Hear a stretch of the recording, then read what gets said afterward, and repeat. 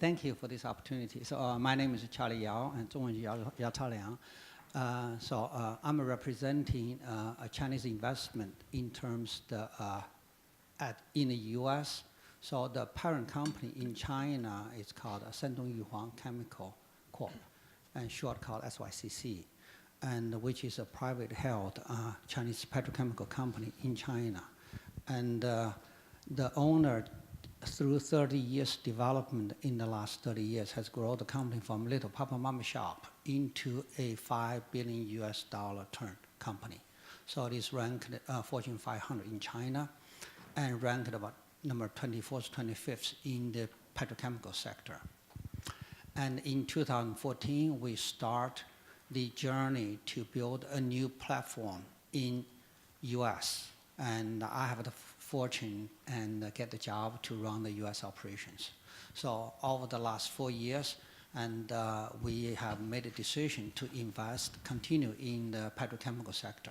So the project we are building is the world-scale natural gas to methanol plant. So the US headquarters is located in Houston. Our manufacturing site has been selected in St. James Parish in Louisiana. Okay. So how large is the project? So project, if not the largest, I still believe it is the largest Chinese greenfield investment in the US. The total investment in phase 1 is over $1.8 billion. Okay. And also I'll take this opportunity to thank a few important people, and Ambassador Lee has rendered, and the Consul General has rendered significant support over the last 4 years. And also like thank Bank of China and President Xu and Vice President Chao and other members of the BOC. This project finance is done through a syndicate, which is led and arranged by the Bank of China. So the project finance is done through that. And I'd also like to take this opportunity to announce most recent development. That is last week, August 22nd. We have achieved a final closing with one of the largest, if not the largest private held company, which is Coke Industry, become the partner. So this company now becomes a US-based China and a US capital investment joint venture. So, and joint venture is in operation. Fund is in place already. Okay. What we are, so over 4 years of development. So in 2017, we finished the finance closing with Bank of China-led syndicate. So we went from the developmental phase of the project into the construction. So we're about a third complete. Those of you in the capital project, so we use the EP and C to represent what we are 100% complete in engineering design. P stands for the project procurement, the packaged equipment. We're 70% completed. So major equipment all ordered and are being delivered as we speak. The construction, that's a C, we're about 10% into it. So we are finishing the what called civil work, that's the below ground. We're in the foundation pouring stage. You can see my either WeChat or social website. So the major equipment started being delivered and erected at site. So we expect this one to be finished in the second quarter of 2020 for about 24 months construction. At the peak of time, we'll have more than 1,500 workers. That's a job creation in the US. During the operation, we'll have over 100 operators running this highly sophisticated and advanced controlled plant. So that's in a nutshell what we do, where we are on this project. All right, Charlie, thank you very much. I want to turn things over to Bob, and I just met Bob, but one thing that struck me that he told me is that, I mean, take a very close look at him, ladies and gentlemen, because he's a very unusual individual. He is in Houston, and he's a Houston native, right? And he told me that it's just him and the mayor are pretty much the only two people in Houston who are actually born and raised in Houston, live here. It's a slight overstatement, but not slight, much, right? Right. There's a couple others. But the mayor and I have traveled the world And we always use that line because it is truly a remarkable city, as you probably know, in terms of people come to Houston for the opportunity and the growth, and they tend to stay here. So I hope those of you who are not living in Houston currently, I hope you'll decide to come to Houston. The Greater Houston Partnership is what I represent. We're the leading business organization in Houston. We serve the entire region.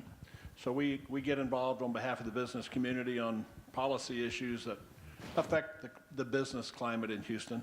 But we're also the economic development organization for Houston and World Trade Organization. All those things came together almost 30 years ago at the partnership. One of the great joys of my role as president of the partnership is to be involved in international trade, and specifically, frankly, China. I've had the opportunity to lead 2 major trade delegations to China along with the mayor, the most recent of which was just this last December, and it was the largest trade delegation the partnership had ever taken to a foreign country. We had 70 individuals, very high quality business leaders of Houston that participated in that trip. And Ambassador Lee, your office facilitated that trip. President Xu, Bank of China, was a major sponsor of that trip. We appreciate that. And it was just a very successful trip. Neil, you've been on those trips with us as well, and I appreciate your support over the years. There's one person I want to introduce from my team at the partnership, because frankly, if you leave here today, there's only one name at the partnership you need to remember, and it's not mine.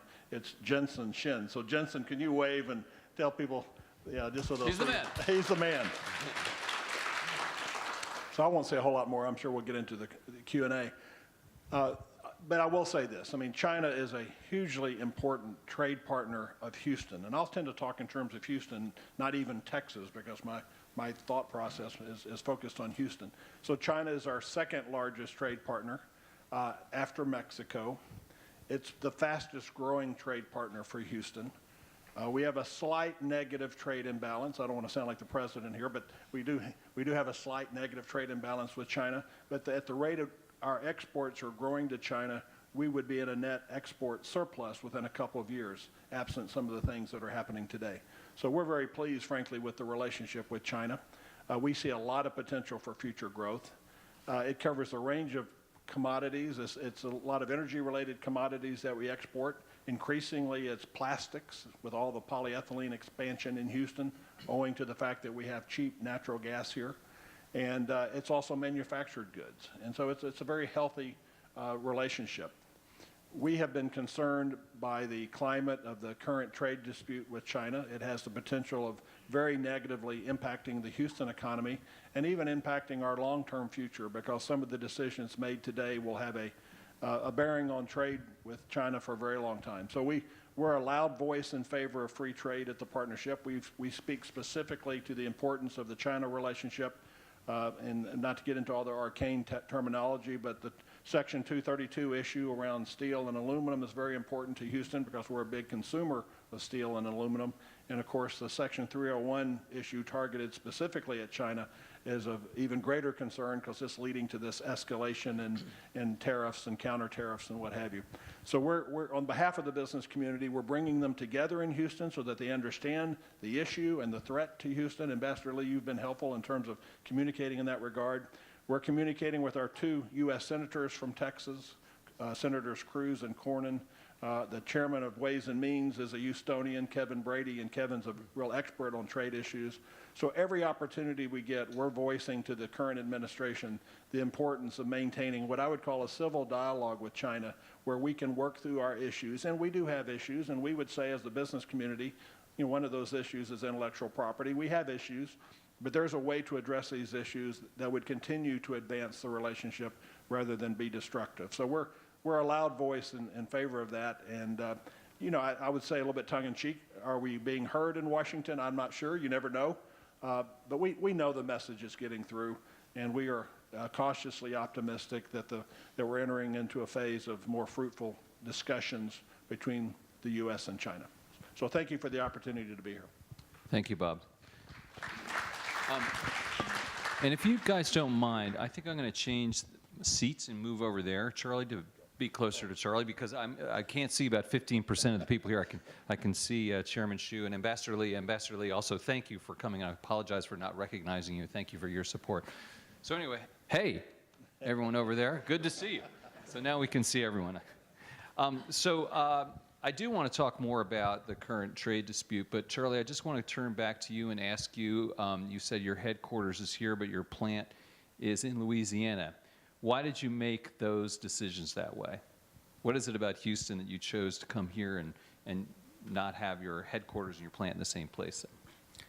Yeah, so in terms of the practice, why select, I think the first question really is why select the U.S. Gulf Coast for petrochemical development? I think Bob will speak a lot more on the statistics than I do. So, and I think if I'm correct, about 60 or more than 60% of U.S. installed petrochemical capacities are along the U.S. Gulf Coast. And that's over many years of development. Why is that? I leave Bob to answer that question. Okay, and why in terms select the state? That's a location selection, right? So both states, Louisiana and Texas, are what we call the business-friendly states. That both governments are fighting really hard for this project because it's one of the large ones. I heard the Texas governor said we will never lose this one again next time it shows up. Right. So, and. So, of course, that's a business environment I think is highly conducive in terms of site selection. Now, what it boils down is the other factors of a commodity chemical. So you need a location which have access. Use our project as an example in terms of manufacturing site location selection. You need to have access easily to the large available land. And too bad, ship channel is a little more expensive now. And what we have acquired is over 1,200 acres of land. That's a huge site. It would be very difficult to find those sites now in Texas, which is also on the Mississippi River, which is on the natural gas supply grid and the power grid, access to plentiful of the water. Those are the basic requirements to have successful base chemical business. So I think in this particular case, the site we have selected and ideally suited for Louisiana in this particular one. Why headquarters located in Houston? And you may notice many petrochemical or oil companies, either global headquarters or the regional headquarters are located in Houston. That's really the people, the access, the capability of the people. That is really the fundamental driver, and I think that's the base. Right. Bob, I want to ask you, what advice would you have to Chinese companies and Chinese business people who are looking to start up operations here or have greenfield investments here or do M&A here? What are some of the basics that they need to do? I'm going to try to catch Representative Gene Wu. You're walking discreetly across the room. State Representative Gene Wu has just come in, and right. Elected official and a great friend of the relationship between Houston and China. Thank you. I know you were trying to just slip in, Gene, but thank you. You didn't let him. You really didn't let him, Bob. That's right. Obviously, you know, what Charlie alluded to with respect to petrochem investments, we would prefer to see petrochem investments at the partnership occur right in the Houston area, but we recognize, frankly, that the infrastructure to support that kind of investment really goes all the way from Corpus Christi further south over to Lake Charles in Louisiana. It's all interconnected. Frankly, you can place a facility and get your feedstock and put your product out. And even though we would prefer to see it in the Houston area, your point, Charlie, is correct. It's getting pretty crowded on the Houston ship channel to drop in world scale facilities, but there are other places. So we're really pleased when a headquarters locates here. So, you know, I think what people find about Houston, it is an attractive place to do business. I mean, Texas generally is a great place to do business. But what's remarkable about Houston is just this international character of Houston. You know, 1 out of 4 Houstonians was born outside of the United States. I mean, that's an incredible statistic when you stop and think about that for a minute. So we have a very large international community born overseas, living in Houston, many of whom have settled here. Others are expats that are staying here for a period of time. It's just a very comfortable place, you know, in which to locate and do business. It's also a place where all the business services one needs to have a headquarters operation, whether it's accounting or finance or legal or consulting, they're all here. So it works very well. And while, you know, sometimes I wish we got the $1.8 billion investment, Charlie, we'll take the headquarters. How do you I'll come back. It sounds like a pitch. For an international company considering locating in Houston, it's hard to figure out how to work your way through a complex, and perhaps foreign setting. The role of the partnership is just to facilitate that activity. I mean, if you're considering investing in Houston, if you're considering locating staff in Houston, you don't have to have made that decision to contact us and let us help you through a process of figuring out where you might locate physically, who you might link up with, how you might secure incentives, as you were talking about, from the state and from the city. We can make that pretty easy, but we recognize for someone who's new to Houston, it all seems quite foreign, quite difficult, quite opaque. But we can make it quite simple, and we'd be happy to do that. But ultimately, people are coming to Houston. Companies are locating in Houston. We're located well to cover the entire United States. We're located well to serve Latin America. Companies locate their Americas headquarters here because, frankly, it's easier to do business here than locating it somewhere in South America. And today, with the 777 and the 787 and other aircraft, you can get a nonstop to Beijing. You can get a nonstop to almost anywhere in the world from Houston. So you need not locate on the East Coast or the West Coast like you once did. It's really much more convenient and much lower cost and much easier to do business locating here. So that's my sales pitch, Andy. That's probably not what you were asking, but it was my opportunity. Well, you took it. You took it and ran with it. So that's fine, Bob. And Charlie, over to you a little bit. I want to ask you, when we talked on the phone, you said, you really dug in deep. You knew every facet of trying to set up a business in the United States, like all the things and the ins and outs, and you had stories about that. So what are some of the things that you learned setting up this business in the United States from a Chinese perspective that you might want to share with people from China about how it is to set up a business in the United States? How's it different from doing it in China, for instance? Yeah, thank you for that. Interesting question. So I think my personal experience really reflects the success of the business, regardless of which country, requires what we call the localization of the resource, the scale. So, and over my professional career, and with the oil companies before I joined YCI. So, and I also get opportunity to have an overseas assignment both in China, represent the U.S. company, and in Singapore, so for several years. So you can tell, even the international companies try to develop a business, let's say in China, over the last many years, it has been gradually moving towards what we call localized capabilities, the asset. That's one of the very key success factor. And I think my lessons learned with our project that reflect the same thing. You look at the profile, we grow from a single individual, that's Charlie, myself. Over the 4 years we have about 90 people now, 60 in Houston and 30 running the project in Louisiana. And the vast majority of our employees are US-based local employees. That itself is a great job over here. It sounds politically good. On the other hand, it brings what you need to be successful in US. So I think localization is one of the very important factors. Great. Bob, you mentioned a little bit about the dangers of the trade war. Have you started to see that already? And what could those dangers be? And then also, how do you see this playing out? Going to get better? Going to get worse? Going to be resolved by Christmas time? What do you think? I hope everyone will forget that you even asked for that prediction by the time I get to that part of the question. I will. Yeah. The imposition of tariffs, we haven't seen the impact yet in the data in terms of trade, right? And these things are being proposed. The first tranche of such tariffs are just going into place.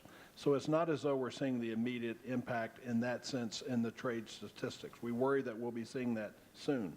What we worry about are the negotiations that were underway to do major deals, kind of akin to what you're describing, Charlie, but deals that had not yet been completed that can't be completed in this environment. So whether it was, and the one that comes to mind, of course, is LNG, the surplus of natural gas here in the United States is leading to methanol investments like you're doing. It's leading to ethane crackers and polyethylene investments. It's leading to LNG export investments. And in fact, it's that latter set of LNG export investments that were largely targeted at China, even though that wasn't necessarily the stated intent of the party building the plant. But it was clear that the China market, as China has announced an evolution primarily from coal to gas, cleaning up the sky of China, that was going to be fed in some measure with U.S. natural gas. And so these multi-billion-dollar projects have now just stopped in terms of the negotiations with the Chinese customers. You all probably know, some of you know, there was one major contract signed between a Houston company, Cheniere, and China. Unfortunately, that project was signed back in a different climate when things were a little bit better. But even that contract has not yet begun to actually export. It's on the cusp of exporting. But those LNG projects that would be moving forward right now are basically on hold until we get out of this period. And so it's beginning to have an impact. We're also seeing the impacts of the steel and aluminum tariffs broadly on the tubulars that we're investing into Houston for the oil industry, for the structural steel. Charlie, that must have perhaps played some part in your project. It's driving up the cost of steel by roughly 25%, which is a very material impact on the energy industry and the petrochemical industry.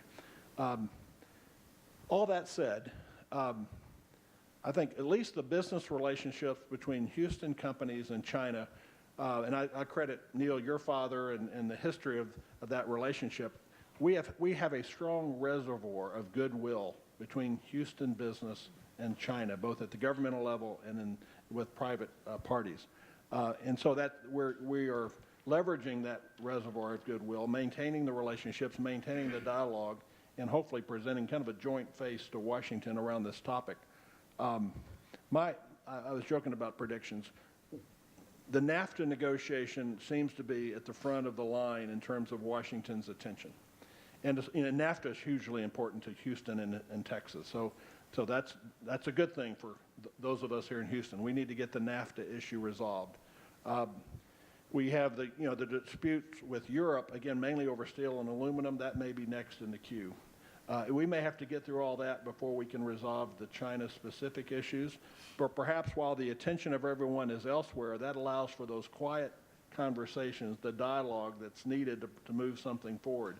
And so I'm hopeful that that dialogue is taking place, even though the attention of the news media right now is elsewhere. We have an election coming up in November, and that's a key date as to whether the president does or does not want to kind of complete the negotiation with China before the election. I think he does want to get NAFTA out of the way before the election. He may want to get EU. Whether it's just before the election or immediately after the election, I do think the resolution of the issues with China probably have something to do with the timing of that November election. Great, thank you. Charlie, let me throw the same question to you, which is, has the tariff war, the trade war, affected the way you're doing business, and how do you see this playing out? Yeah, in terms of for those who have not made decision, probably going to be pondering, right? The pondering is not for the investors, regardless us or Mr. Koch, right? In this regard, what people are looking for is a stable and predictable environment, right? That's the nature of the investor. And now you talk to trader, that's different, right? Trader trade on volatility. They love this stuff. So what caused the investors hesitation in terms of future investment probably is the lack of predictability. Either way it goes up or down, whichever way, if it's predictable, people can find a way, smart investors will find a way to invest. It's unpredictability of where it will go that's caused people concern. I think that's the key. However, when you look at individual project level, so given the wisdoms and experience that particular project has, if the investor are determined to do it, they will always find a way to make it successful. And what we also experienced, why the news media or use the President Trump or the others to say the bilateral relationship is not good or trade war, trade friction. But when you are working with either government at the federal and at a state, at the local level, every one of them wants to make a successful story, so one story at a time and one step at a time. That's the experience I experienced, either by talking to the federal, the Commerce Department, and talk to the governor in Louisiana, or talk to all the state or local legislative representatives, and they all support this project. That's a very solid example. Great. Chairman Xu mentioned in his remarks that the Chinese companies investing in the United States are responsible for some 200,000 jobs, I believe. It's something along that magnitude, order of magnitude. And I saw in a survey in a report that we're going to be talking about, I think, here in a few minutes, that nearly 60% of the respondents said headcount rose in 2017, and the same percentage, and this was done in March, this survey, so already things were starting to heat up, the same percentage expect to increase their workforce in the next 2 years, with 2/3 anticipating an increase of at least 10%. And Bob, I want to ask you, are you seeing companies, and Charlie just mentioned this, the ability to plan and to anticipate what needs will be, are you starting to see that change? Do you see people still having this increased headcount in their roadmaps going forward over the next couple of years? Well, fortunately, the Houston economy generally is doing well, right? We've recovered from the downturn of a couple of years ago. The economy is picking up. We added 100,000 jobs in Houston in the last 12 months, and that's a very robust rate of employment growth. So the general economic conditions in Houston are very strong right now, so that masks some of the impacts of an issue like this. We do about, it's almost, these are just numbers, we do about $19 billion worth of trade with China. Houston does. Again, just Houston. It's a big number.